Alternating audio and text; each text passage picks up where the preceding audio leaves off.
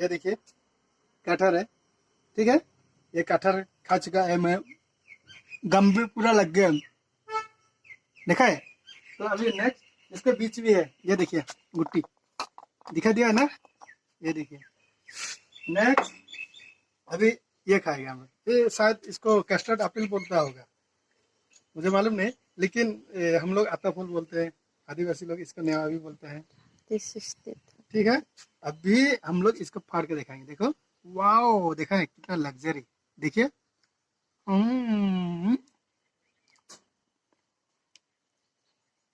Normally हम लोग गांव के आदमी लोग ऐसे ही खाते हैं। ये मिलता है पका पका हुआ फल, और भी है।